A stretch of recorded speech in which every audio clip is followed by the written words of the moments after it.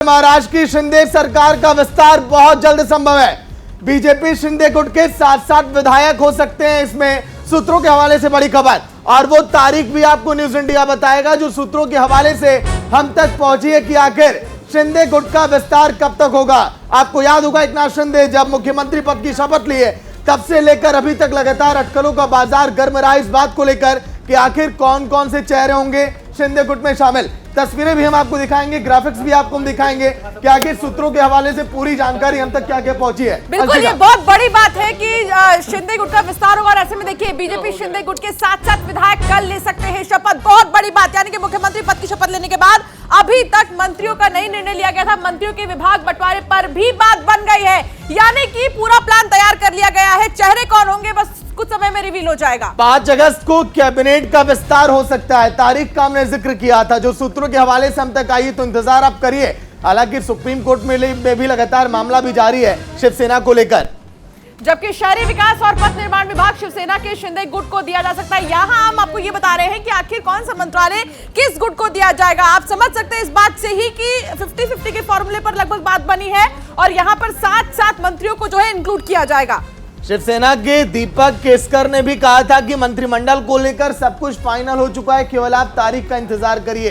तो क्या ये माना जाए कि घड़ियां नजदीक आ गई हैं? अब इसके साथ ही साथ ये भी जो हम आपको बता रहे हैं कि 7 ऐसे चेहरे हो सकते हैं जो शिंदे गुट और बीजेपी गुट से हो सकते हैं। बिल्कुल, तो ये मंत्रियों के विभाग बंटवारे पर भी बात बनी, यानी कि कुल मिलाकर सारी चीजों को लेकर बात बन गई है और ऐसे में बहुत जल्द वो चेहरे कौन होंगे और फिर उनको क्या जिम्मेदारी दी जाएगी ये भी आपको पता चल जाएगा। यानी कि हम समझ सकते हैं कि अभी मौजूदा समय में जिस तरीके से पूरी तरीके से विस्तार नहीं हुआ था उसकी भी घड़ी अब खत्म हो गई है। अब वो वक्त भी आ गया है जब बहुत जल्द आपको मंत्री भी दिखाई दे देंगे। शुभम पांडे हमारे सहयोगी हमारे साथ जुड़ गए। शुभम पांडे, क्या जानकारी मिल रही है? 50-50 फॉर्मूले पर बात बनी है कुल मिलाकर कहा जाए।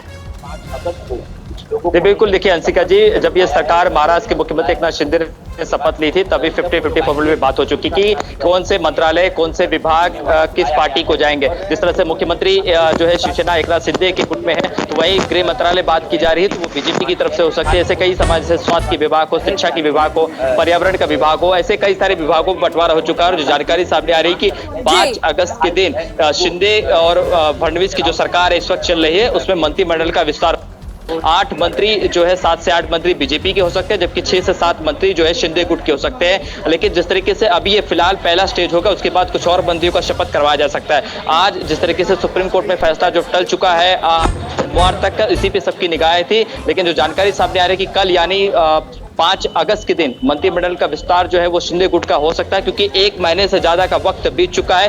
30 जो है जून के दिन एकनाथ शिंदे ने बतौर मुख्यमंत्री शपथ ली थी, तब से ये जो है तमाम मंत्रियों का जो स्थान है वो खाली है और सरकार सिर्फ 2 लोग ही चला रहे थे, ऐसा विपक्ष का आरोप था। और ऐसे में मंत्रिमंडल का विस्तार जो होना वो लगभग तय माना जा रहा है। चंद्रकांत प्रकाश मिश्रा जी शिंदे गुट की तरफ से हमारे साथ जुड़ चुके हैं। बहुत बहुत स्वागत है मिश्रा जी आपका न्यूज इंडिया पर। मिश्रा जी, किस समझना चाहूंगी आपसे, कयास कई लगाए जा रहे हैं, सूत्रों के हवाले से खबरें भी कई आ रहे हैं, कुछ पुख्ता जानकारी साझा करेंगे कि 7 का फॉर्मूला जो तय हुआ है क्या उस पर सबकी सहमति है, रजामंदी है?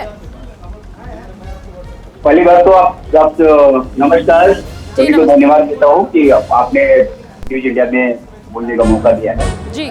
बिल्कुल जिस तरीके से अभी कयास आप लोग लगा रहे हैं इस तरीके से कयास हर चैनल पे चल रहा है, लेकिन बहुत जल्द ही जैसे आप लोग सूत्र बता रहे हैं बहुत जल्द ही मंत्रिमंडल का विस्तार होगा। हाँ। और नहीं, सूत्र जिस हिसाब से इशारा कर रहे हैं कि 50-50 फॉर्मूले के साथ आप दोनों आगे बढ़ेंगे, मैं बस इतना जानना चाह रही हूँ क्या सहमति है, रजामंदी है सबकी इस फॉर्मूले के साथ?